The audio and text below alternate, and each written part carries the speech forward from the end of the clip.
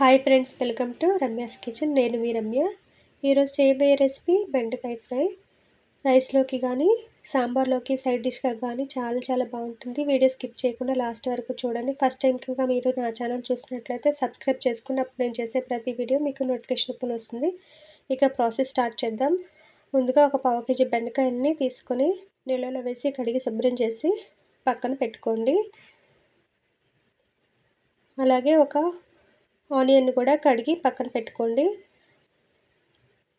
2-3 బెండకాయలని ఇలా ఒకేసారి కట్ చేసుకుంటే బెండకాయలు అనేవి త్వరగా కట్ చేసుకోవచ్చు.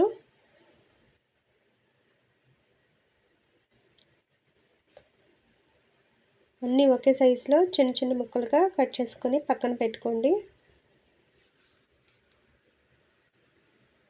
మధ్యలో పుచ్చులు కానీ ఏమైనా ఉంటాయేమో చూసుకొని జాగ్రత్తగా పుచ్చులు లేకుండా చూసుకొని కట్ చేసుకోండి. ఆనియన్ కూడా చిన్న ముక్కలుగా కట్ చేసి పక్కన పెట్టుకోండి.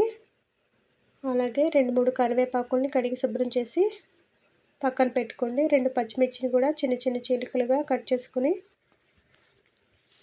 పక్కన పెట్టుకోండి.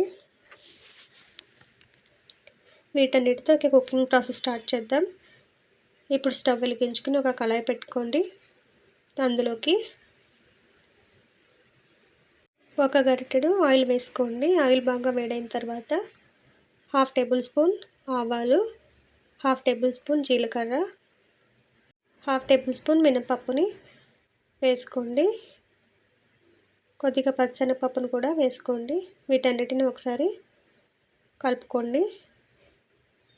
కట్ చేసి పెట్టుకున్న పచ్చిమిరపకాయ ముక్కలు వేసుకోండి. కరివేపాకు వేసుకోండి.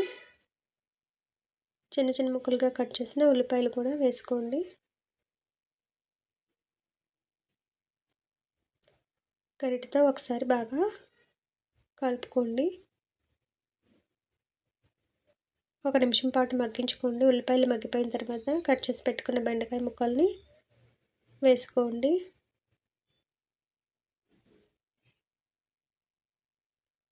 వీటన్నిటిని ఒకసారి బాగా కలుపుకోండి.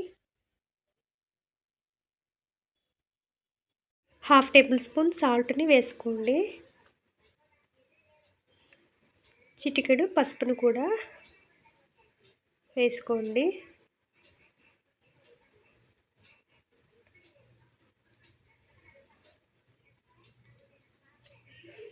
ఇవన్నీ కలిసే వరకు ఒకసారి బాగా కలుపుకోండి.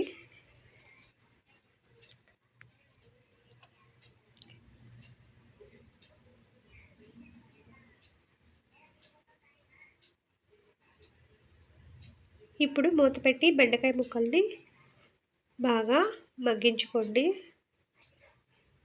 2 నిమిషాల తర్వాత మూత తీసి చూస్తే బెండకాయ ముక్కలు బాగా మగ్గిపోతాయి.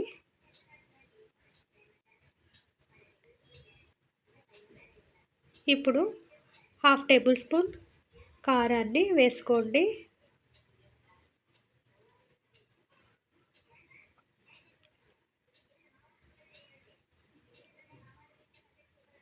కారం బాగా పట్టే వరకు బెండకాయ ముక్కల్ని కలుపుకోండి.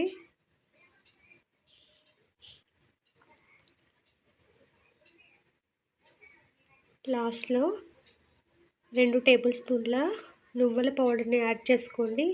ఈ పౌడర్ యాడ్ చేయడం వల్ల బెండకాయ ముక్కలు అనేవి జిగురు లేకుండా పొడిగా వస్తాయి. టేస్ట్ కూడా చాలా బాగుంటుంది. ఈ నువ్వుల పౌడర్ని బెండకాయ ముక్కలకి బాగా పట్టే వరకు 1 నిమిషం పాటు ఫ్రై చేసుకోండి. ఇంతేనండి, ఎంతో టేస్టీగా ఉండే అస్సలు జిగురు లేని బెండకాయ ఫ్రై అనేది రెడీ అయిపోయింది. దీన్ని ఇలా సర్వింగ్ బౌల్లోకి వేసుకోండి. మీరు కూడా ఇలా డిఫరెంట్గా బెండకాయ ఫ్రై అనేది రెడీ చేసి మీ ఇంట్లో వాళ్ళకి పెట్టండి. అందరికీ బాగా నచ్చుతుంది. అలాగే మీకు ఎలా వచ్చిందో నాకు కమెంట్ రూపంలో తెలియజేయండి. వీడియో నచ్చితే లైక్ చేయండి. Thanks for watching.